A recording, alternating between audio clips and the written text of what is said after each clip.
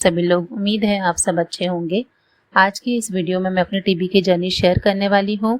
Video को शुरू करने से पहले आप सबसे एक रिक्वेस्ट है, प्लीज़ यूज़ हेडफोन्स और आज के इस वीडियो को प्लीज़ पूरा एंड तक ज़रूर सुनिएगा ताकि आपसे कोई भी इम्पॉर्टेंट बातें मिस ना हो जाए और हो सकता है आप में से किसी के लिए यह वीडियो काफ़ी यूज़फुल हो।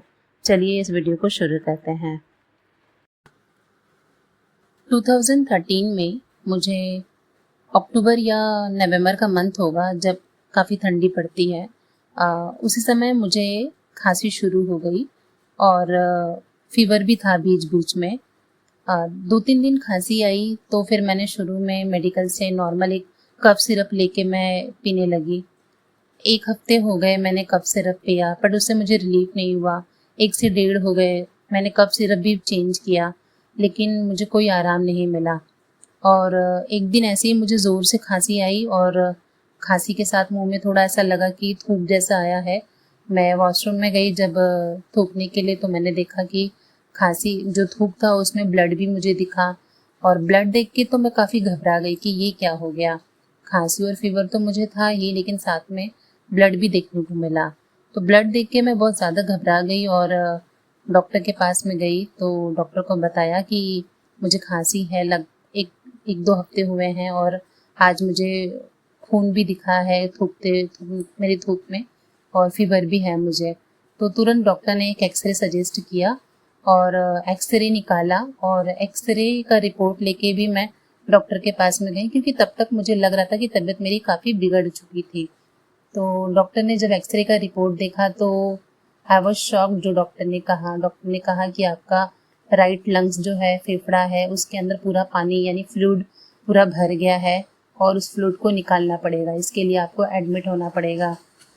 उन्होंने एक हॉस्पिटल रिकमेंड किया, वहाँ पे मैं हॉस्पिटलाइज्ड हुई और वहाँ पे पहले तो वो फ्लूइड निकाला गया एक इंजेक्शंस के थ्रू। मैं वहाँ पे लगभग 1 महीने के करीब एडमिट थी और मुझे तब पता चला उस फ्लूइड का टेस्ट हुआ और पता चला कि मुझे टीबी हुआ है। वो समय एकदम मेरे लिए बहुत शॉकिंग था क्योंकि उसके पहले मैंने कभी एक्सपेक्ट भी नहीं किया था कि मेरी लाइफ ऐसे चेंज हो जाएगी और बहुत कुछ प्लानिंग कर रही थी, बहुत कुछ सोचा था करने का, बहुत कुछ अचीव करने का सोचा था और अचानक से एकदम से लाइफ ऐसे चेंज होगी मालूम नहीं था। मतलब इसीलिए बोलते हैं ना कि लाइफ इज़ कम्प्लीटली अनप्रिडिक्टेबल। आप नहीं जानते कि आने वाले दिनों में आपके साथ क्या हो जाए। तो वो समय था जब मैं हॉस्पिटलाइज हुई और फ्लूइड निकाला गया। लगभग मुझे आज भी अच्छे से याद है वो फ्लूइड पूरा, समझ लीजिए जो बिस्लेरी की बॉटल आती है 2 लीटर वाली बॉटल, उसमें समझ लीजिए आधे से ज़्यादा उतना पूरा फ्लूइड निकला हुआ था क्योंकि मैं जहाँ पे एडमिट थी और उसी जगह पे वो फ्लूइड रखा हुआ था नीचे। तो निकाल के तो मुझे वो अभी भी याद है और उस फ्लूइड का टेस्ट हुआ था तो यही पता चला कि टीबी हुआ है। देन टीबी का मेरा वहाँ से इलाज चला। अभी मुझे कुछ मालूम नहीं कि कौन सा इलाज चल रहा था, लेकिन बस इतना मालूम था कि मुझे MDR टीबी हुआ है और MDR टीबी का इलाज चल रहा था। तकरीबन 1 महीने हो गए। उसके बीच में वही दवा खाते खाते मुझे जॉन्डिस भी हो गया और जॉन्डिस इतना ज़्यादा हो गया था कि मुझे कुछ लोगों से ये भी सुनने को मिला कि ये तो जॉन्डिस से ही मर जाएगी क्योंकि इतना ज़्यादा उसको पी लिया हुआ है। मेरी आंखें पूरी पीली, हाथों में नाखून एकदम पीले पीले हो गए थे, बहुत फेस एकदम पूरा जैसे येलोइश हो गया था, एकदम पूरा आँख तो एकदम जैसे कि पीला कलर डाल दिया और इतना पूरा पीला कलर इतना ज़्यादा हो गया था। फिर वो दवाई चल रही थी, कुछ आराम नहीं मिल रहा था। मैं दवा ले रही थी और मुझे इंजेक्शन भी लग रहे थे। 1 महीने हॉस्पिटलाइज होके फिर मैं डिस्चार्ज मिला, मैं घर पर गई और घर से फिर मेरा वैसे ही इलाज चलता रहा। मुझे इंजेक्शन, एक कैनामाइसिन करके इंजेक्शन्स लेनी पड़ती थी जो मुझे डेली डॉक्टर से लेना पड़ता था। इवन संडे को भी उसमें गैप नहीं था।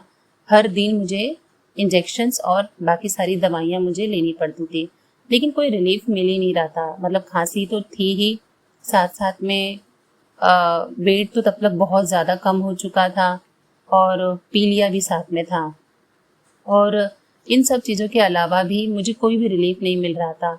फिर किसी ने रिकमेंडेशन दिया कि टीबी का इलाज शिवरी टीबी हॉस्पिटल में होता है और फ्री में होता है, तो आप वहाँ पर इलाज कराइए अपना, वहाँ से शायद ठीक हो जाएगा। तो शिवड़ी टीबी हॉस्पिटल में सब पेपर्स वगैरह लेके गए और देन वहाँ से फिर वापस से इलाज शुरू हुआ। यानी कि प्राइवेट हॉस्पिटल से मैं शुरू से ले रही थी, वो अलग। प्राइवेट से लगभग मैंने 7 to 8 मंथ्स लिए होंगे, जिसमें मैंने कंटिन्यूसली 13 से 14 मुझे दवाइयाँ खानी पड़ती थी, साथ में इंजेक्शन्स लेने पड़ते थे, लेकिन उसका कोई भी रिलीफ नहीं मिला।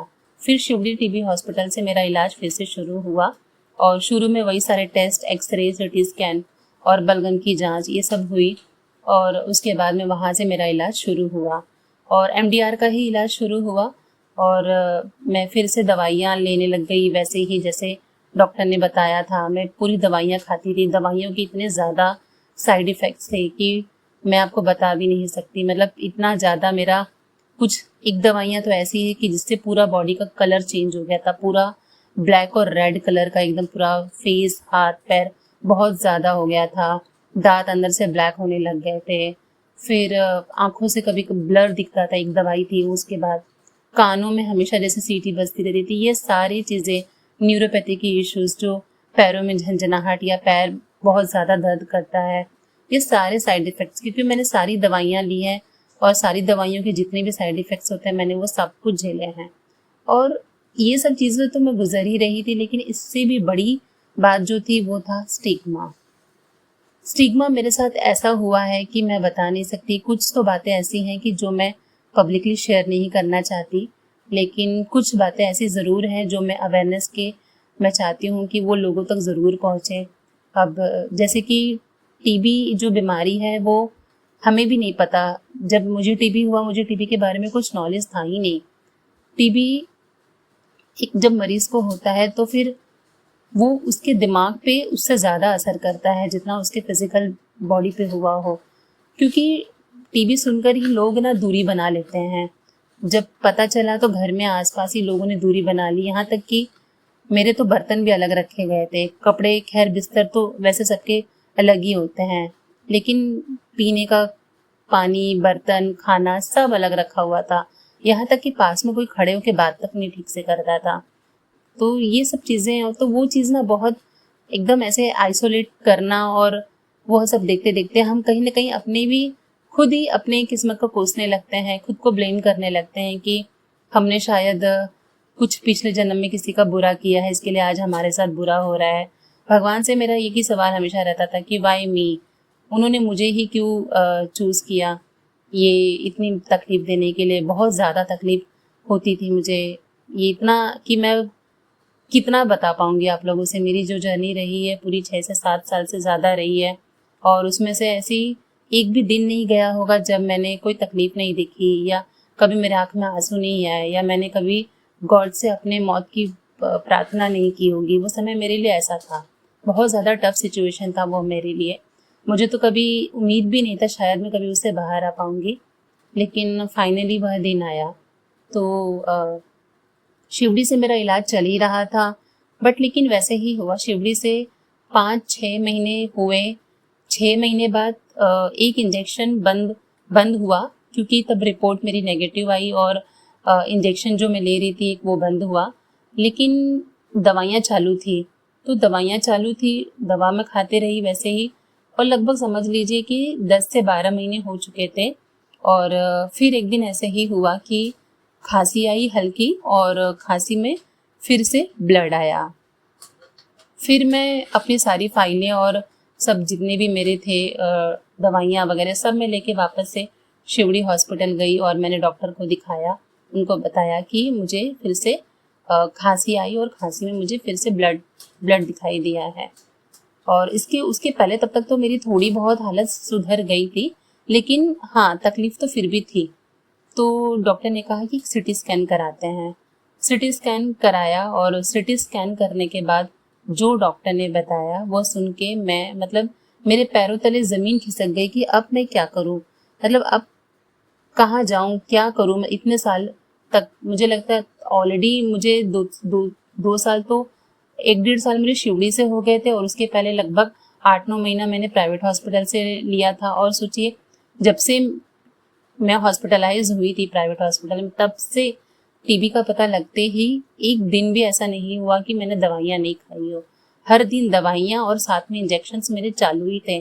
फिर मेरे मन में यही सवाल था कि जब इतनी सारी दवाइयाँ खा रही हूँ, इंजेक्शंस ले रही हूँ, फिर उसके बाद भी मुझे क्यों रिलीफ नहीं मिल रहा, मुझे मतलब क्यों इससे छुटकारा नहीं मिल रहा।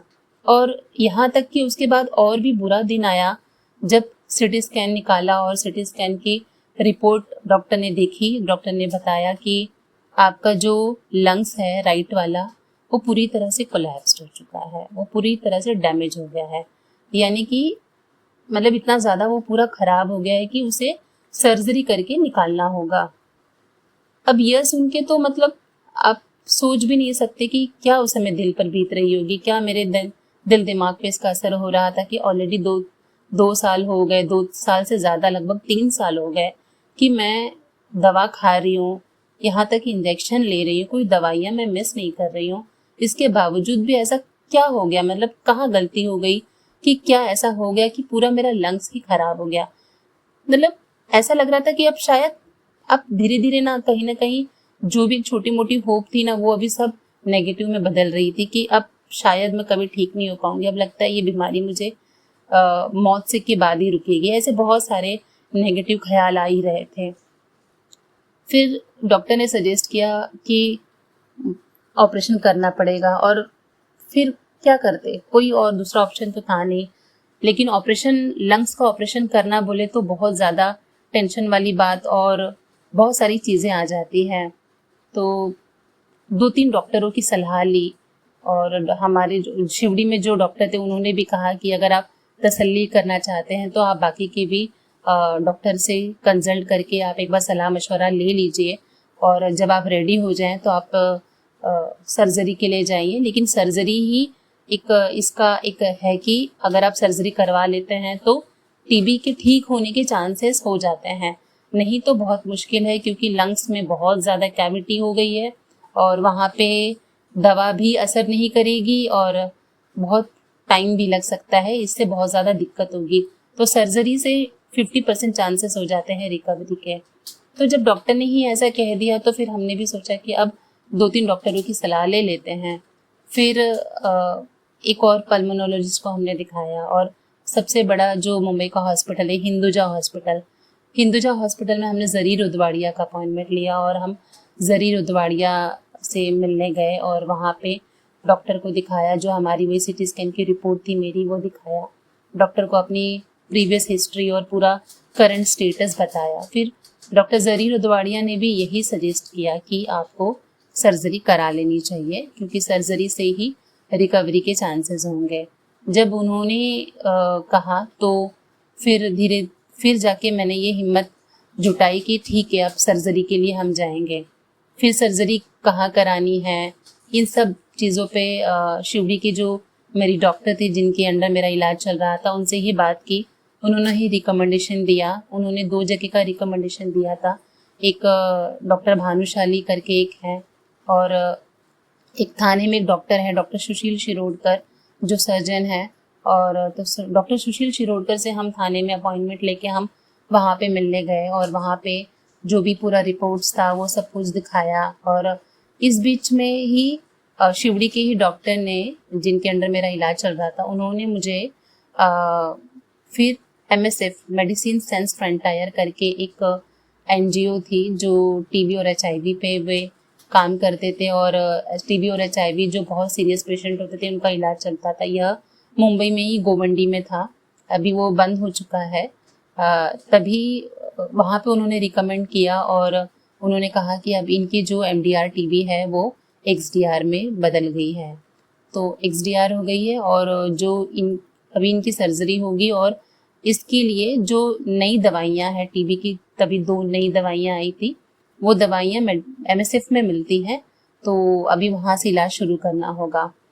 तब तक तो मैं एकदम से जैसे गिव अप कर चुकी थी। बस खाली ये था कि जो डॉक्टर कह रहे हैं मैं मान रही थी, लेकिन मैं अंदर से कोई पॉजिटिव होप मेरे में था नहीं। बस डॉक्टर कह रहे हैं वो मान रही हूँ, वो कर रही हूँ।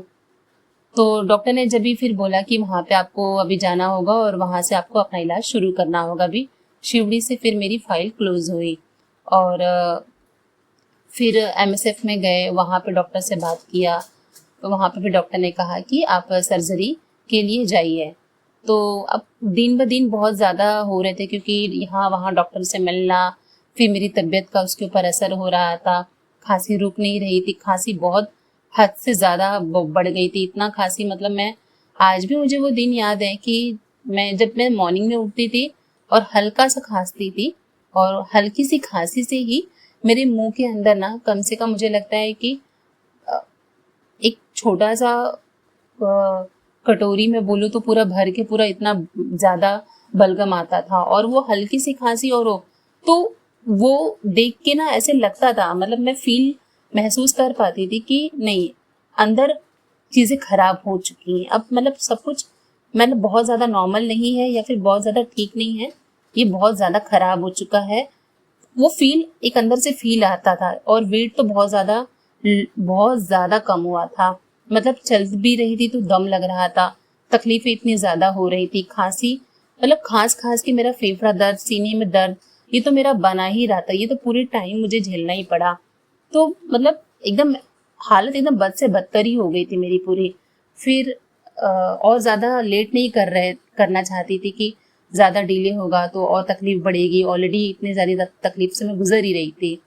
फिर जैसे तैसे डॉक्टर सुश्री शिरोडकर से बात करके अपॉइंटमेंट सब कुछ फिक्स किया, ऑपरेशन की डेट, और फिर मैं हॉस्पिटलाइज हुई वहाँ पर। और थाने में मेरा ऑपरेशन हुआ लंग्स का, जिसमें पूरा एक लंग्स निकाला गया मेरा। और फिर उसकी भी पूरी जांच हुई, और डॉक्टर ने बताया कि बहुत बड़ा ऑपरेशन था। ये शायद उनके हॉस्पिटल में पहला ऐसा केस था कि उन्होंने इतना बड़ा ऑपरेशन किया है। और एक लंग्स पूरा निकाला गया, और दूसरा लंग्स जो है उसमें भी डॉक्टर ने बताया कि अपर लोब पे पूरा इन्फेक्शन हो गया था। तो बहुत ज़्यादा टफ था। और इलाज मेरा ऑपरेशन लगातार, मुझे अच्छे से याद है कि दोपहर के 2:30 बज रहे थे जब मुझे लिटाया गया था। और डॉक्टर ने मेरे सामने ही वॉच थी, घड़ी थी, तो डॉक्टर ने मुझसे पूछा भी, शायद उन्होंने मुझे एनेस्थीसिया दिया था तो जानने के लिए उन्होंने पूछा कि कितने बज रहे बताओ। तो सामने ही घड़ी थी तो मैंने बताया कि 2:30 बज रहा है। और उसके बाद जो कुछ हुआ मुझे कुछ भी याद नहीं। और उसके बाद सीधा आई थिंक रात के 9:30 बज रहे थे जब मुझे ओटी से शायद वो बेड पे शिफ्ट करके वो वार्ड में लेके जा रहे थे। तभी जो खाट होता है उससे चेंज करके मुझे नॉर्मल खाट पे जब लिटाया जा रहा था, तो बहुत, जब मैं हल्का हल्का होश में आई तो बहुत ज़्यादा पेन, मतलब इतना ज़्यादा मेरा राइट लंग्स पेन जहाँ पे ऑपरेशन हुआ था, ऐसे लग रहा था कि जैसे कि कोई पूरा एकदम पकड़ के एकदम मरोड़ रहा हो, इतना ज़्यादा दर्द होता था। मतलब मैं वो बता नहीं सकती कि वो दर्द कितना ज़्यादा बुरा था। आज भी उस दर्द को मैं महसूस कर सकती हूँ कि वो कितना ज़्यादा तकलीफ मुझे हुआ करती थी। और लगातार 1 हफ्तों तक तो बहुत ज़्यादा दर्द हुआ। वो एक एंटीबायोटिक और एक इंजेक्शन्स देते थे, जिस इंजेक्शन्स के बाद में वो इंजेक्शन लेने के बाद हल्का आराम होता था, लेकिन दर्द, मतलब इतना ज़्यादा दर्द होता था ना कि मैं बता नहीं सकती। मार्क पूरा इतना बड़ा, बहुत ज़्यादा, और बहुत ज़्यादा तकलीफ होती थी मुझे। ये हुआ, फिर दवाइयाँ शुरू हो गई थी एमएसएफ से ही। एमएसएफ की एक नर्स आई थी, उन्होंने सारी दवाइयाँ लेके और वो दवा देके, और अब ये जो ट्रीटमेंट था ये पहले जो मैं ले रही थी उससे भी ज़्यादा, मतलब बहुत ज़्यादा तकलीफ वाला, क्योंकि यहाँ पे इस एक्सडीआर में तो दवाइयाँ और भी ज़्यादा हो गई थी, 2 इंजेक्शन हो गए थे। अब मुझे बहुत ज़्यादा टेंशन की, अब और ज़्यादा दवाइयाँ, मैं मतलब तैयार ही नहीं थी कि अब तो मैंने ऑपरेशन भी करा लिया, फिर क्यों मुझे दवा खाना है। हम मन में बहुत सारे सवाल होते थे, लेकिन डॉक्टर का ऐसे ही कहना था कि टीबी का इलाज पूरा करना ही होता है। जबकि मेरे पहले 2 इलाज फेल हो गए थे। मैंने प्राइवेट से लिया, वो असर नहीं किया, शिवड़ी से लिया, वो असर नहीं किया। फिर अभी एमएसएफ से चालू हुआ ऑपरेशन के बाद, तो डॉक्टर का यही कहना था, नर्स का यही कहना था कि आपको ट्रीटमेंट तो लेना पड़ेगा, चाहे आप सर्जरी करवाते हो, लेकिन आपको इसका पूरा दवा तो खानी ही पड़ेगी। फिर दवाई मेरी शुरू हुई, और तब तक तो मैं एकदम, जैसे कि आप सोच भी नहीं सकते कि कितनी मैं हताश हो चुकी होंगी। दिल पर क्या गुजर रही थी, मन पे क्या गुजर रहा था, कोई ऐसे बात करने के लिए था नहीं कि आपको क्या फील हो रहा है, कैसे कर पाओगे, नहीं कर पाओगे। जो आसपास कुछ लोग थे बस वो सिर्फ दवाई खाने को लेके बहुत ज़्यादा ये करते थे, लेकिन एक मरीज के दिल पे, मन पर क्या बीतती है इतनी सारी तकलीफों के बाद में, वो सिर्फ वही जानता है कि उसके साथ में क्या हो रहा है। फिर ये सब चीज़ें मैं झेल ही रही थी। ऑपरेशन हुआ मेरा तकरीबन, मैं फिर से हॉस्पिटल में आई थिंक मुझे लगता है कि 15 से 20 दिन में एडमिट थी। फिर डॉक्टर ने मुझे वहाँ से डिस्चार्ज मिला और मैं घर पर आई। तभी मेरा जब भी ऑपरेशन हुआ तभी अप्रैल का महीना था, 2016 चल रहा था और गर्मी का महीना था। ये अप्रैल के मंथ में मेरा ऑपरेशन हुआ था और तब मुझे XDR की मेडिसिन चालू हुई थी MSF से। तब गर्मी का समय था, बहुत ज़्यादा गर्मी पड़ रही थी और मैं डिस्चार्ज होकर घर पर आई। मतलब बहुत संभालना पड़ता था। डॉक्टर ने कहा था कि पानी वगैरह नहीं जाना चाहिए क्योंकि उसमें स्ट्रेचेस भी लगे हुए थे पूरे, और बस उन्होंने दवाई दी थी उसको सूखने के लिए, कुछ पाउडर था वो सब लगाना था, और बाकी टीबी की दवाइयाँ जो खानी थी वो सब पूरी चल ही रही थी। फिर अब टीबी की दवाइयाँ जो थी ये XDR की, इसमें और कुछ नई दवाइयाँ भी थी और बाकी कुछ और भी सब मिला के तकरीबन मुझे लगता है कि टोटल 25 से 30 गोलियाँ होंगी, जिसमें अगर कुछ वॉमिटिंग की दवाइयाँ थी, बाकी टीबी की दवाइयाँ थी, कुछ एंटीबायोटिक्स थे, सब मिला के 25 to 30 पिल्स मुझे एक दिन में खाने पड़ते थे और इंजेक्शन था साथ में। फिर वो था, ये दवाइयाँ थी और बीच बीच में हल्की सी खांसी भी आ जाती थी। फिर उल्टी तो होती ही रहती थी हमेशा दवाइयों से मुझे। फिर मुझे लगता है कि दवा लेते मुझे ऑलमोस्ट एक महीने हो गए थे और मैं ज़मीन पे ऐसे ही बस सोई थी क्योंकि गर्मी, बहुत ज़्यादा गर्मी थी और क्योंकि मैं दवाइयाँ वगैरह भी खाती थी तो बहुत ज़्यादा गर्म होता था मुझे। तो मैं नीचे जैसे ऐसे ज़मीन पे लेट गई और घर में एक मुझे लगता है कि 12-13 साल का एक बच्चा था और वो अपनी बहन के साथ, दोनों भाई बहन मस्ती कर रहे थे और मस्ती करते करते वो उसका एक पैर जो है झटके से मेरे, जहाँ पे मेरा ऑपरेशन हुआ है वहीं पे आके उसने, मतलब मस्ती मस्ती में उसका पैर वहीं पे पड़ गया। उसका पैर एकदम मेरे बराबर ठीक उसी जगह पोर्शन पे जहाँ पे मेरा ऑपरेशन हुआ था और मैं ऐसे लेटी थी, उसका पैर उसी पे पड़ गया। उसी दिन मुझे शाम तक जो स्टिचेस हुए थे, जो मार्क था, उस पर पूरा बबल्स पानी जैसा भर गया था।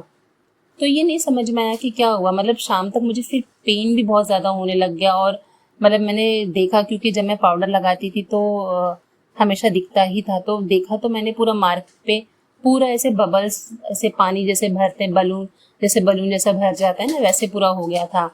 तो आई वाज लाइक कि ये क्या है, तो कुछ अच्छा नहीं लग रहा है, तो कुछ तो मतलब ये तकलीफ तो हुई है। तब मेरे को रियलाइज़ हुआ कि हाँ, आज इसने मतलब इसका पैर चला गया था तो बहुत ऐसे थोड़ा दबाव जैसा लगा और मुझे पेन भी हुआ था एक झटके के लिए बहुत ज़ोर से। फिर डॉक्टर के पास में उसी दिन में मैं शाम को गई, डॉक्टर सुशील शिरोडकर थाने में, जिन्होंने मेरा ऑपरेशन किया था, मैं वहाँ पे गई, उनको दिखाया, उन्होंने देखा और तुरंत वहीं पे एक्सरे भी किया और एक्सरे से उन्होंने देखा कि अंदर फिर से पानी हो गया है। फिर मुझे इमीडिएटली वहीं पे एडमिट भी किया और पानी निकाला, फ्लूइड बहुत ज़्यादा हुआ था, फ्लूइड निकाला और समझ भी नहीं आया कि इतना बड़ा ऑपरेशन भी हुआ, मेडिसिन चालू हो गई हैं, अब ये नई मुसीबत क्या वापस गले पड़ गई। तो समझ में नहीं आया, मतलब क्या बच्चे का उसका पैर लगा उसके दबाव से हुआ या फिर इन्फेक्शन बहुत ज़्यादा था या उस वजह से हुआ, नहीं पता चला, लेकिन हो गया वैसा।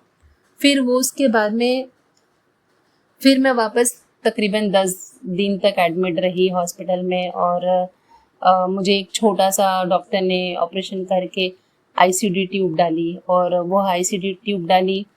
मैं मतलब अपने आप को एक्सेप्ट ही नहीं कर पा रही थी उन सब चीज़ों में कि मेरे साथ चल क्या रहा है, सब क्या हो रहा है, मैं कुछ नहीं समझ में आ रहा था। बस जो सर पे पड़ा है बस उसको झेलते जा रही हूँ और कुछ समझ नहीं आ रहा था ज़िंदगी कहाँ चल पड़ी है, मतलब इससे कभी बाहर भी आ पाऊंगी या फिर इसी के बीच में मेरी मौत हो जाएगी, क्या कुछ समझ में नहीं आ रहा था।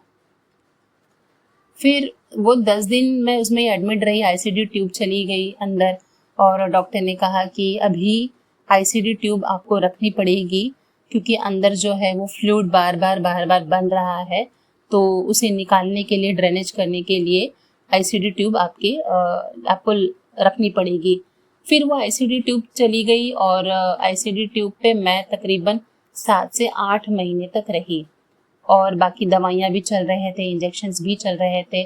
सेकेंड मंथ एक स्पूटम का टेस्ट हुआ, स्पूटम मेरा फिर से पॉजिटिव भी आ गया, तो डॉक्टर ने 2 नई दवाइयाँ चालू की। बाकी जो दवाइयाँ चालू थी उसके साथ में मुझे एक इमीपेनम करके इंजेक्शन्स था जो मुझे दिन में 2 बार लेने पड़ते थे, और ये दवाइयाँ काफ़ी महंगी थी। और मैं आज सही में अपने आप को बहुत लकी समझती हूँ। उस समय मैं वो ट्रीटमेंट लेने के लिए रेडी नहीं थी एमएसएफ से, क्योंकि तब तक तो मेरा दिमाग में ऐसा था कि अब मुझे और दवाइयाँ नहीं खानी है, अब मुझे और ज़्यादा तकलीफ़ें नहीं झेलनी है, बस ऑपरेशन हो गया। मतलब मेरे मन में ऐसा चल रहा था कि जो मेरा ख़राब लंग्स था वो तो निकल गया है, तो अब फिर मैं ठीक हो ही जाऊंगी। लेकिन नहीं, ऐसा नहीं होता। जो डॉक्टर कहते हैं वो मानना पड़ता है और उसी के हिसाब से ही सब कुछ ठीक हो सकता है। आप अपनी मर्जी से कुछ कर नहीं सकते, ये बीमारी एक ऐसी चीज़ है। फिर जैसे तैसे एमएसएफ से मुझे काफ़ी सपोर्ट मिला, सपोर्ट इन द सेंस कि काउंसलिंग सपोर्ट बहुत मिला मुझे। वहाँ से नर्स लोग हुआ करती थी, वहाँ पे प्रोफेशनल काउंसलर होते थे जो बैठ के 10-15 मिनट हमसे बातें करते थे पेशेंट से कि क्या वो अभी महसूस कर रहे हैं। उस समय मैं एकदम रेडी नहीं थी और डॉक्टर भी देख पा रहे थे, तो डॉक्टर ने भी एक पल को कहा कि जब मुझे लोग समझाने में लगे हुए थे कि आप ऐसी गलती मत करो, मैं कह रही थी कि मैं गांव जाऊंगी और मैं गांव से भी इलाज कराऊंगी, क्योंकि मैं अभी थक चुकी हूँ। मेरा प्राइवेट हॉस्पिटल में मैंने इलाज लिया, शिवड़ी से इलाज लिया, मेरा दोनों फेल हो गया। अभी मेरी लंग सर्जरी भी हो गई, से एक पूरा लंग्स निकाला भी गया। अब फिर क्या चीज़ है, मतलब ये अब शायद मुझे ऐसा लग रहा था कि अब मैं यहाँ से ठीक नहीं होंगी, अब मुझे गांव जाना है और मैं गांव से अपना इलाज कराऊंगी तो शायद ठीक हो जाऊंगी। मन में मतलब ऐसे ही था कि अब और ज़्यादा दवाइयाँ और इंजेक्शन नहीं लेनी है।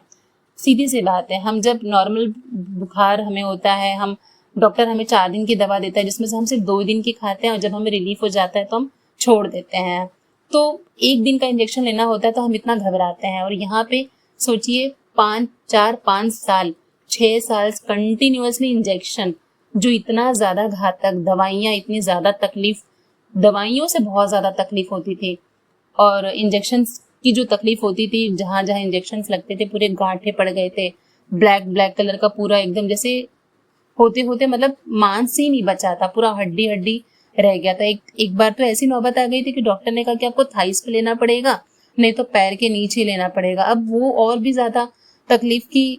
अब ये मतलब थाइस पे इंजेक्शन, मतलब यहाँ तक की नौबत आ गई थी, क्योंकि हाथ में मसल्स ही पूरे गल गए थे धीरे धीरे, कुछ था ही नहीं बचा हुआ शरीर में, जैसे एकदम खाली हड्डियों का ढांचा जैसे एकदम पूरा मैं दिख रही थी। मैं उस समय कुछ फोटोज मोबाइल में लिए गए थे, और अगर मैं अभी तक रखती तो आप लोगों को मैं ट्रांसफॉर्मेशन दिखा सकती थी कि मेरी हालत उस समय कैसी हो गई थी पूरी। लेकिन कहते हैं ना, जब हम उस चीज़ में होते हैं तो कभी भी अपने आप को देखना पसंद नहीं करते हैं। तो जितने भी फोटोज़ मेरे थे, सब कुछ, बहुत सारी चीज़ें थी, लेकिन मैंने सब कुछ, मतलब एक भी एविडेंस नहीं रखा, सब कुछ डिलीट कर दिया, सब कुछ, क्योंकि मैं खुद अपने आप को उसमें देखना पसंद ही नहीं कर रही थी कि मैं इतनी कैसी बेकार दिखने लग गई, कैसे मेरी हालत हो गई थी, मतलब एकदम जैसे कुछ समझ में नहीं आ रहा था। तो मैंने वो सब कुछ डिलीट कर दिया। अगर मेरे पास में होता तो मैं आप सब लोगों को दिखा सकती थी। आज मुझे ऐसा लगता है कि नहीं, मुझे रखना चाहिए था, क्योंकि ये चीज़ मैं दुनिया को दिखा सकती थी कि कैसी मेरी हालत हुई थी, इतनी बुरी। और आज मैं उन सब से बाहर हूँ, टच वुड। और यही बात थी, पर मैंने कब कोई चीज़ें नहीं रखी। खैर कोई बात नहीं है, हम नहीं जानती कि हमारे लाइफ में आगे क्या क्या दिन आने वाले हैं, कैसे आने वाले हैं, बुरे दिन, अच्छे दिन। फिर ऑपरेशन हुआ, ये सब चीज़ें, आईसीडी ट्यूब चली गई। आईसीडी ट्यूब मुझे 6-7 महीने थी, उसके बीच में मेरा एक्सरे हुआ, फिर एमएसएफ से ट्रीटमेंट भी चालू हुआ। फिर देन 6-7 महीने हो गए और आईसीडी ट्यूब, आप बिलीव नहीं करेंगे, एक हफ्ते में मुझे बार बार वो ट्यूब चेंज करनी पड़ती थी। और वो चेंज करने के लिए मुझे बार बार थाने हॉस्पिटल जाना पड़ता था, एक हफ्ते में, यानी कि 7 से 10 दिन के अंदर मुझे वो ट्यूब चेंज करनी पड़ती थी। और वह ट्यूब जो है छोटा सा ऐसे ही डॉक्टर ने मतलब टेम्पररी किया था, जिससे वो स्टिचेस लगा के उसको रोक के रखते थे। अब मेरे लिए वो बहुत तकलीफ वाला समय था कि कभी कभार जब खांसी आती थी तो वो आईसीयू ट्यूब निकल भी जाती थी। और फिर 6-7 महीने हो गए, फिर एमएसएफ के डॉक्टर ने एक जगह मेरे को रेफ़र किया, डॉक्टर दावर, मुझे डॉक्टर का नाम याद है, डॉक्टर दावर, शायद कोकिलाबेन हॉस्पिटल था या कोई और हॉस्पिटल, मुझे ठीक से वो याद नहीं है। उन्होंने वहाँ पे रेफ़र किया, वो भी बहुत बड़े सर्जन थे, कि आप वहाँ पे एक बार जाइए। उन्होंने सब पूरा मेरा केस लिख कर उनको रेफ़र किया कि आप सिर्फ अपना पेपर वगैरह फाइल वगैरह लेके जाइए, उनसे कंसल्ट कीजिए कि वो क्या कहते हैं। तो वो जानना चाहते थे कि डॉक्टर का ओपिनियन क्या है। फिर वहाँ पे मैं गई और मुझे आज भी याद है, बारिश बहुत हो रही थी, मैं अपनी फाइल लेके अब मतलब ट्रैवल करते हुए मैं वहाँ तक गई और आईसीडी ट्यूब जो थी वो गिर भी गई निकल के, मुझे हल्की सी खांसी आई।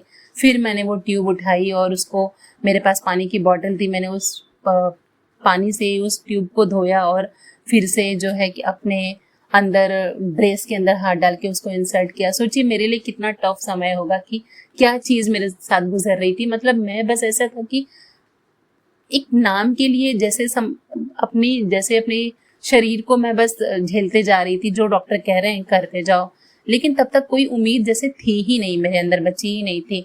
बाकी जो स्टिग्मा हो रहा था वो तो हो ही रहा था, और खुद की तकलीफ़ें, ये सब तकलीफ़ें बहुत ज़्यादा हो रही थी। डॉक्टर के पास में मैं गई, फिर डॉक्टर ने देखा। अब वो डॉक्टर ने भी तो एक ऐसी सलाह दी कि इसका भी ऑपरेशन करना होगा, यानी दोबारा ऑपरेशन करना होगा। अब दोबारा ऑपरेशन करने के लिए मेरी बॉडी ना तो रेडी थी ना मैं रेडी थी, क्योंकि ऑलरेडी कितना बड़ा ऑपरेशन हो चुका था। फिर जो भी उनका ओपिनियन था उन्होंने लिख कर दिया, और मैं उसी दिन की बात मुझे आज भी याद है। मैं हॉस्पिटल से मैं घर के लिए निकली और स्टेशन पे मैं काफ़ी घंटों बैठी थी, अपनी फाइलें वगैरह सब कुछ थी। वो दिन ऐसा था मेरे लिए कि मैंने सोचा अब मैं मतलब अपने आप को ही ख़त्म कर दूंगी, मतलब अब मुझे ज़िंदा नहीं रहना। क्योंकि तकलीफ ख़त्म होने का नाम ही नहीं ले रही थी, एक के बाद एक तकलीफ़ें, इतनी दवाइयाँ, इंजेक्शंस, फिर कितनी सर्जरियाँ मैं कराऊँ। तो बस ऐसा था कि अब मैं गिव अप, मतलब अब मुझसे नहीं होगा। अब मुझे आज भी याद है, स्टेशन पे मैंने सारी फाइलें रखी और मैं बैठी थी, काफ़ी देर तक सोच रही थी। शुरू से जो मेरी जर्नी शुरू हुई, मैं वह दिन मेरे साथ क्या क्या हुआ, क्या क्या मेरे साथ हो रहा था, मैं वो सब कुछ रियलाइज़ कर रही थी। मेरे अंदर वो सारी चीज़ें अंदर बैठी हुई थी। दवाई की तकलीफ अलग थी, दवा का, सर्जरी का, टीबी का, फिर सोशल स्टिग्मा, जो आसपास लोग जैसा बर्ताव कर रहे थे, लोग जैसा बिहेवियर कर रहे थे, लोगों के ताने, ये सब चीज़ें, एक अकेलापन, एक आइसोलेशन फील होना। कोई था नहीं कि कोई बैठ के ऐसे बात करे कि हाँ है, हम हैं तुम्हारे साथ। कोई सपोर्ट नहीं, कुछ नहीं।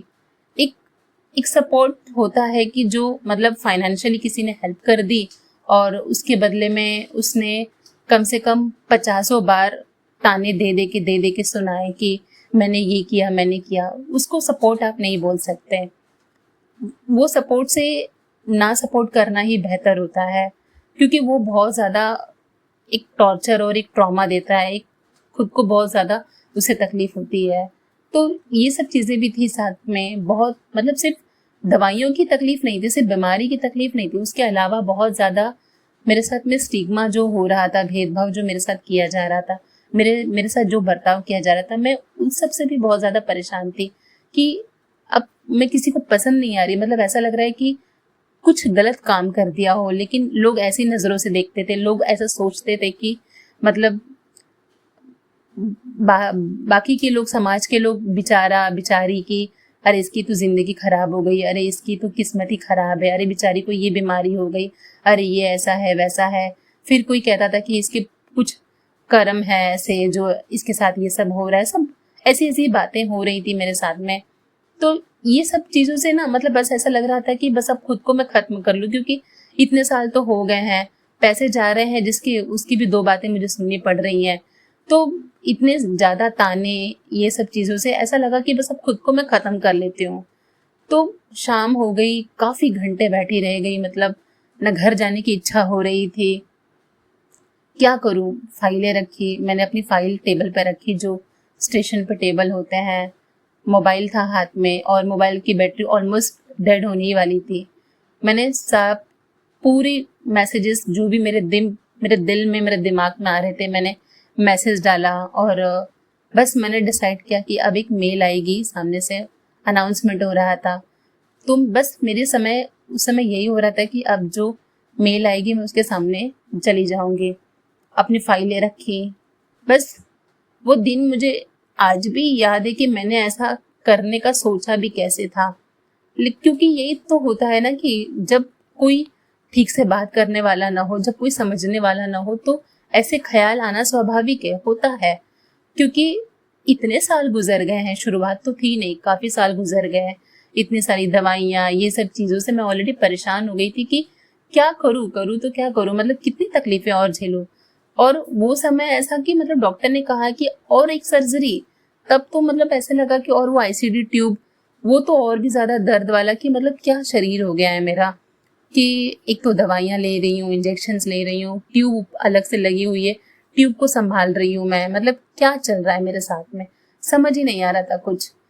वो दिन बस मैंने सोचा कि अब अपने आप को मैं ख़त्म कर लूँगी। मैंने रखी फाइलें और बस मैंने कदम उठाया ही, मैंने मोबाइल स्विच ऑफ किया और 2 स्टेप मैंने उठाए ही होंगे कि सामने वाली पटरी पे, सामने वाले मतलब जो प्लेटफॉर्म होता है, वहाँ पे मुझे एक हैंडीकैप पर्सन दिखा, जिसके पास दोनों पैर नहीं थे और वो लाठी लेके जा रहा था। मेरी नज़र उसके ऊपर गई और जैसे ही मैंने उसको देखा, मेरा माइंड तुरंत डिस्ट्रैक्ट हुआ और तुरंत मेरे मन में ये ख्याल आया कि अगर मुझे मौत नहीं लिखी होगी तो क्या होगा, तो शायद मेरी हालत वैसी हो सकती है क्या। तो ये सोचिए कि मेरे 2 कदम उठे ही और मेरी नज़र वहाँ गई और तुरंत मेरा माइंड चेंज हुआ। मैंने अपने कदम रोके कि मुझे अंदर से एक आवाज़ आई कि मीरा नहीं, रुक जा, शायद और संघर्ष अभी लिखा हुआ है। और मन में ये ख्याल आया कि मैं ट्रेन के सामने कूद तो जाऊंगी, लेकिन अगर मौत नहीं लिखी रहेगी तो मेरे हाथ पैर कट जाएंगे, तो फिर तो मैं अपाहिज बन के एक बिस्तर पे पड़ी रह जाऊंगी, तो और ज्यादा तकलीफ होगी। अभी तो मुझे लोगों के ताने और ये सब सुनने को मिल रहा है, बुरा बुरा मुझे सुनाया जा रहा है, लेकिन जब मेरे हाथ पर सही सलामत है, अभी तो मैं एटलीस्ट चल तो पा रही हूँ, एटलीस्ट हॉस्पिटल तक जा तो पा रही हूँ। लेकिन ऐसा समय अगर आ गया कि मैं जा ही नहीं पाऊंगी, तब मैं लोगों के लिए और मुसीबत बन जाऊंगी, तब मैं और शायद मुझे और ज्यादा तकलीफ होगी। तो शायद मैं मतलब उसको थैंक्स बोलती हूँ, जो बंदा मुझे दिखाई दिया और मेरे मन में ये ख्याल आया कि तू रुक जा अभी। तो मैंने वो अपने कदम पीछे लिए और मैंने फिर अपने आप को ही बहुत ज़्यादा मैं रिग्रेट करने लगी कि मैंने ऐसा क्यों सोचा। मेरे अभी नहीं, अभी ये मुझे लगा कि नहीं ठीक है। तो उस दिन फिर मैंने डिसाइड किया कि अब मैं फाइट करूँगी, मुझे जितना भी जीना है। हो सकता है शायद मैं टीबी की दवाइयाँ लेते लेते ही मर जाऊं, या फिर, लेकिन मैं खुद से अपनी ज़िंदगी को नहीं गवाऊंगी। हाँ, मैं जो जैसा डॉक्टर बताएंगे ठीक है, देखते हैं और क्या, दवाइयाँ खाऊंगी पूरी बराबर, जैसा डॉक्टर कहेंगे मैं वो फॉलो करूंगी।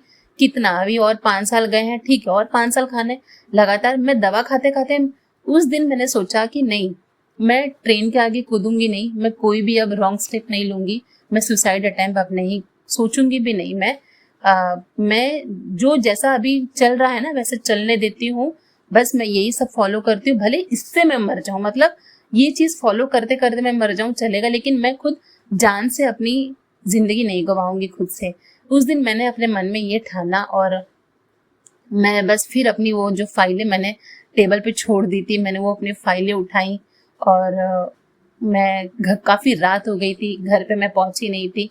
तो घर के जो लोग थे वो लोग भी बहुत टेंशन में थे कि इतना समय हो गया, ये आई क्यों नहीं अभी तक। फिर मैसेज वगैरह मेरे चले गए थे, तो वो सोच के भी लोग थोड़ा डिस्टर्ब हो गए थे। फिर मैं घर पहुंची तो मैंने बताई अपनी बातें कि मेरे मन में आज ऐसा समय आया, तो घर से भी मुझे यही सुनने को मिला कि ऐसा कभी सोचना भी मत, क्योंकि उनके भी मन में वही आया कि मतलब अगर मौत नहीं लिखी रहेगी तो फिर तू अपाहिज हो जाएगी और तू और भी ज्यादा हम लोगों की तू सिर पे बैठ जाएगी। मतलब सोचिए ना, मतलब कैसा समाज है, कैसे लोग होते हैं कि मतलब उनको इस बात से फर्क नहीं पड़ रहा था कि मेरे मन में सुसाइड का ख्याल आया। उनको इस बात से फर्क पड़ रहा था कि अगर ये कर लेती है और अगर ये फिर भी बच जाएगी तो हमारी तो मतलब दिन बेकार हो जाएंगे, हमें इसको सब संभालना पड़ेगा। मतलब उनके मन में ऐसा हो रहा था।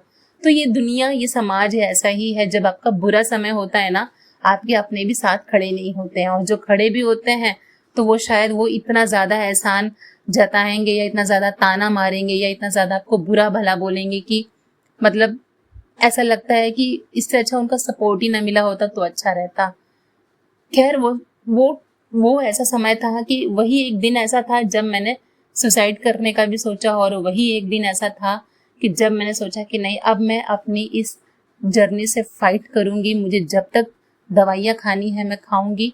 अब वह दिन शायद जब मैंने ये ठाना कि अब मैं इससे लड़ूंगी, शायद वही पॉजिटिव धीरे धीरे उसमें बदलने लगा। और फिर धीरे धीरे वहां से शायद समझ लीजिए कि लाइफ मेरी और चेंज होने लग गई।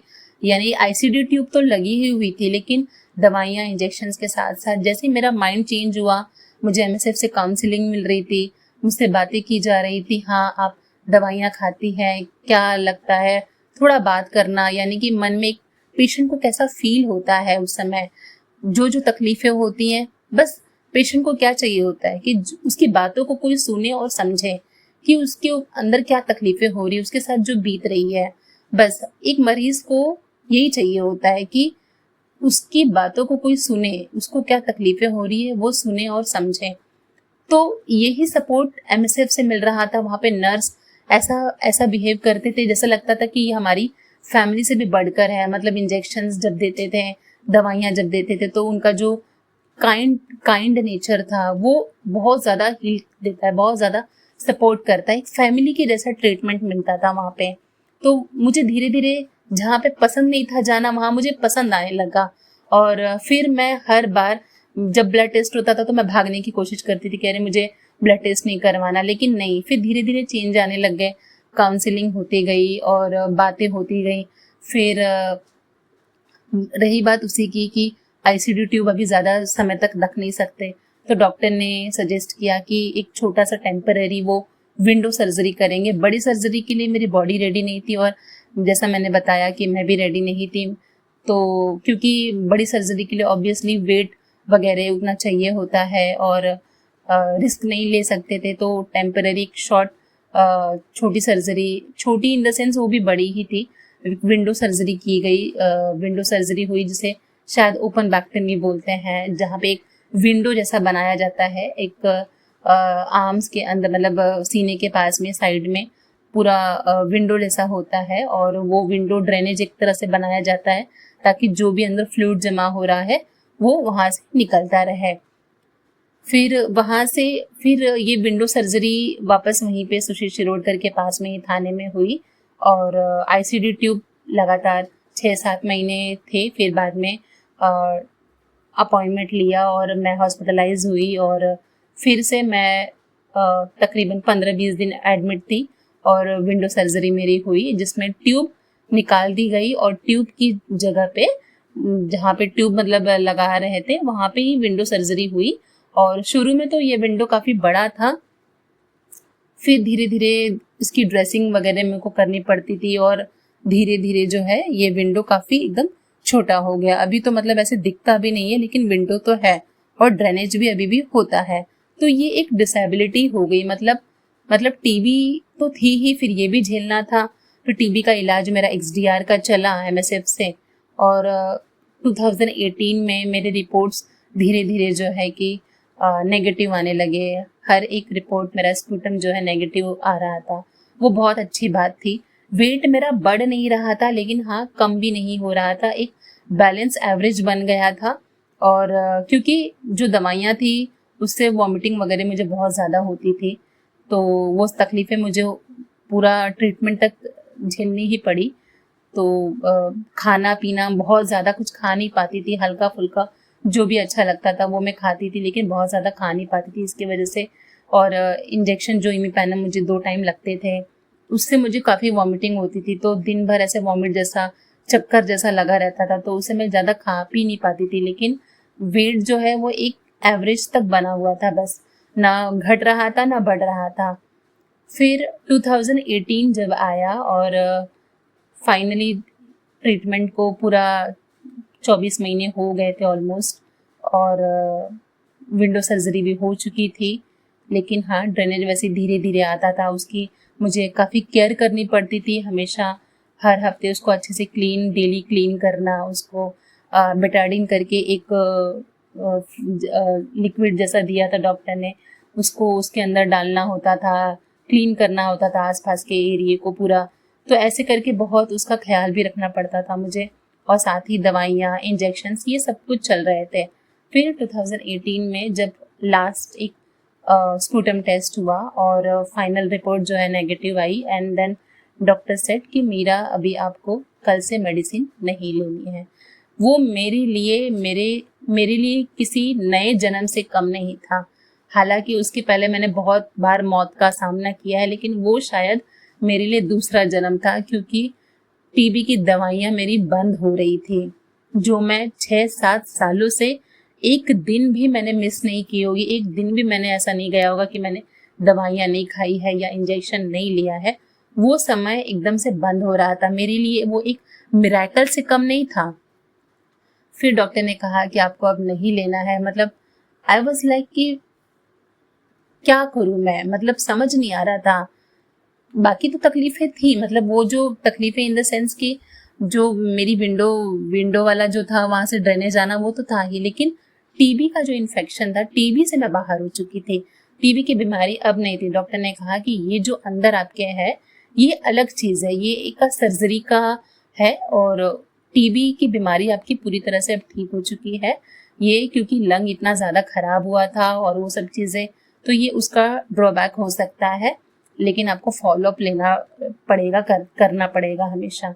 तो दूसरे दिन से मेरी टीबी की दवाइयाँ, मुझे आज भी दिन याद है, 24 अप्रैल 2018 वो टाइम था जब मैं डॉक्टर के पास गई थी, और डॉक्टर ने कहा मेरी रिपोर्ट देखी कि अब आपको दवाई नहीं लेनी है। फिर दूसरे दिन से पूरी दवाइयाँ मिस, मतलब मुझे ऐसा, दूसरे दिन मैं उस दवा को मिस कर रही थी, मतलब एक हैबिट बन गई थी, मैं इतनी ज़्यादा यूज टू हो गई थी कि मैं जो दवाइयाँ खा रही हूँ अब, मतलब उसकी मुझे याद आ रही थी कि ऐसे बार बार ट्रिगर हो रहा था कि दवा लेनी है, शाम हो गया, इंजेक्शन लेना है, दवा खानी है, वो बार बार ट्रिगर हो रहा था। तो 1 2 3 4 दिन तक तो मुझे बहुत ऐसे ही फील होता गया, लेकिन फिर धीरे धीरे कि चलो ठीक है, अब मेरी दवाइयाँ नहीं है, मैं टीबी से बाहर हूँ। लेकिन मुझे ड्रेनेज का इशू मुझे अब भी है। ये मुझे डिसेबिलिटी हो गई क्योंकि बहुत ज़्यादा इन्फेक्शंस होने की वजह से, और जो मैंने बताया कि जो हादसा हुआ मेरे साथ में, वो बच्चे का पैर एकदम उस पर पड़ गया, शायद वो भी एक रीज़न हो सकता है, बट गॉड नोस कि क्या एक्चुअली इसको बता नहीं सकते। तो ये पूरी जर्नी मेरी रही है, और मैं क्या क्या बताऊं, इसके बीच में मैंने भी बहुत चीज़ें ऐसी भी की हैं। कहते हैं ना कि मतलब आप बिलीव नहीं करेंगे, जब मैं इंजेक्शन्स लेती थी इमिपेनम, क्योंकि उसमें बहुत सारी सलायंस और दवाइयाँ, इतने सारे, मतलब एक एक झोले भर भर के इतनी सारी दवाइयाँ हुआ करती थी। तो सुबह वो जो आते हैं क्लीनिंग वाले भैया आते हैं जो कचरा लेके जाते हैं, तो वो भी देखते थे कि मेरा वो इंजेक्शन लेने का टाइम था और वो उनका आने का टाइम था।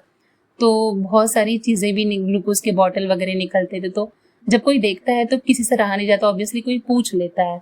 तो उन्होंने भी पूछा घर पे कि क्या हुआ है, उनको पता चला कि इसको टीबी हुआ है, तो वो सजेस्ट कर रहे थे कि इसको कबूतर का मांस खिलाओ। ऐसे बहुत सारे लोग मिले कि जिन्होंने, किसी ने कहा कि कौवे का मांस खाओ, कबूतर का मांस खाओ और उससे टीबी ठीक हो जाती है। मैंने ये सब चीज़ें तो कभी नहीं की। फिर किसी ने कहा कि जो बकरे होते हैं, जहाँ पे बकरों को बांध के रखा जाता है, वहाँ पे जाके अगर आप उनका स्मेल लेंगे तो उससे भी टीबी की बीमारी ठीक होती है। ऐसे बहुत से लोग अलग अलग बातें कर रहे थे। और लिटरली मैंने ये किया भी है कि मैं मार्केट में जहाँ पे बकरों को रखा जाता था वहाँ पे मैं जाके ना उनके पास में मैं बैठती थी और वो स्मेल लेती थी मैं। मतलब सोचिए कि जब एक इंसान उस चीज़ में होता है तो क्या कुछ ठीक होने के लिए क्या कुछ नहीं करता कि ठीक हो जाए, किस तरीके से हम इस बीमारी से बाहर आ जाए। मैंने वो सब चीज़ें भी की हैं। तो ये पूरी जर्नी मेरी रही है। मतलब इतना आसान सफ़र नहीं था। और आज भी देखिए, मतलब टीवी से तो मैं बाहर हूँ लेकिन फिर भी एक डिसेबिलिटी मेरे साथ में ये हमेशा बनी हुई है। अब मैंने इसको लेकिन पूरी तरह से एक्सेप्ट कर लिया है कि जैसे हम बाकी की चीज़ें करते हैं, मतलब मुझे टचवुड मुझे अब कोई तकलीफ नहीं है, लेकिन हाँ मुझे बीच बीच में कभी खांसी आ जाती है तो मुझे बहुत डर लगता है, मैं बहुत घबरा जाती हूँ मैं। इसीलिए मैं ज़्यादा करके जहाँ पे जो ज़्यादा हाई रिस्क एरिया होता है, बहुत ज़्यादा क्राउड होता है, तो मैं वहाँ जाने से हमेशा डरती हूँ और हमेशा मास्क वेयर करती हूँ ताकि मैं अब ठीक रहूँ, फिर से वापस से मुझे दोबारा कोई और नया इन्फेक्शन नहीं चाहिए। तो क्योंकि ऑलमोस्ट इतनी ज़्यादा लंबी जर्नी मेरी टीबी की रही है, आप सोच सकते हैं कि मैंने कैसे खुद को संभाला होगा और कैसे उस चीज़ से मैं बाहर आई होगी। बहुत से लोग इतना भी सब्र, मतलब इतना भी पेशेंस रख नहीं पाते हैं। थोड़ी तकलीफ होती है तो बहुत कुछ अपनी ज़िंदगी को ख़त्म करने का सोचते हैं। तो बस मैं अपनी इस जर्नी से, अपनी इस टीवी की पूरी स्टोरी से आप लोगों से यही मैसेज आप लोगों को मैं देना चाहूँगी कि कभी भी लाइफ में गिव अप मत करिएगा। ऐसा समय आता है क्योंकि हम नहीं जानते हैं कि, लेकिन हमारे हाथ में क्या है कि हाँ, हम न्यूट्रिशन यानी कि अपना खाना पीना अच्छा रख सकते हैं, अपनी केयर कर सकते हैं। अपने हेल्थ को प्लीज़ अपनी प्रायोरिटी दें कि हम आजकल की भाग-दौड़ की लाइफ में हम क्या करते हैं कि अपने हेल्थ को इम्पोर्टेंस ही नहीं देते। हम बस पैसे कमाने हैं, भागने हैं, अचीव करना है, एक कॉम्पिटिशन बना हुआ है लाइफ में, लेकिन हम आज को, प्रेज़ेंस को ही जीना भूल जाते हैं।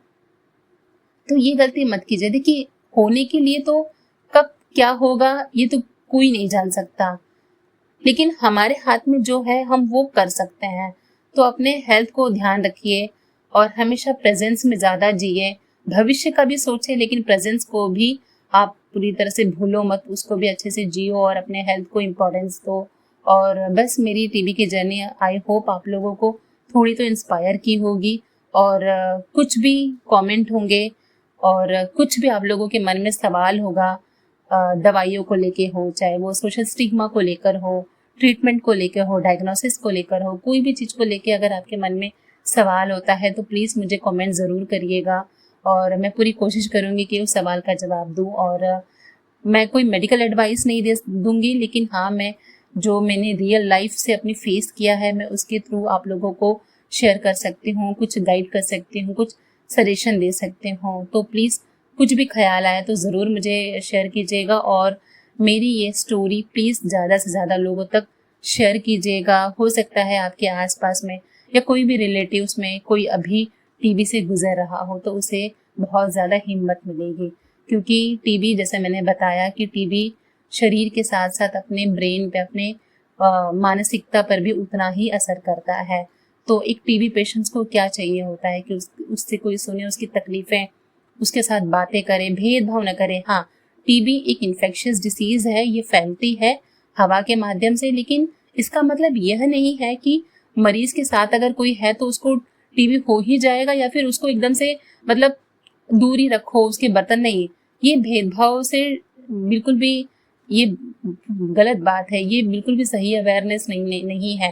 टीबी फैलने वाली बीमारी है लेकिन भेदभाव करना is not the right way. आप प्रिकॉशन ले सकते हैं, मरीज़ को समझा सकते हैं, प्यार से समझा सकते हैं तो मरीज़ खुद भी अपनी केयर करेगा और घर वाले भी अपनी केयर कर सकते हैं। इस तरीके से साथ में रह सकते हैं, कोई भी दिक्कत नहीं होती है। और अगर अच्छा और सही ट्रीटमेंट मिले और सही ट्रीटमेंट के साथ साथ सही न्यूट्रिशन भी मिले तो एक टीबी पेशेंट टाइम पर ठीक हो सकता है और फिर से अपनी नॉर्मल लाइफ जी सकता है। सो आई होप मेरा ये वीडियो, मेरी ये टीबी की जर्नी आप लोगों को इंस्पायर की होगी। प्लीज़ इस वीडियो को शेयर कीजिएगा और हो सकता है किसी के बहुत ज़्यादा काम आ जाए। So thank you so much. मिलेंगे नेक्स्ट वीडियो में फिर किसी नए मुद्दे के साथ में, नए टॉपिक के साथ। और आप लोग भी कमेंट करके बता सकते हो कि आपको किस मुद्दों पे आप लोगों को वीडियो चाहिए, किस पॉइंट पे मैं वीडियो बनाऊँ। मिलते हैं नेक्स्ट वीडियो में। Thank you so much.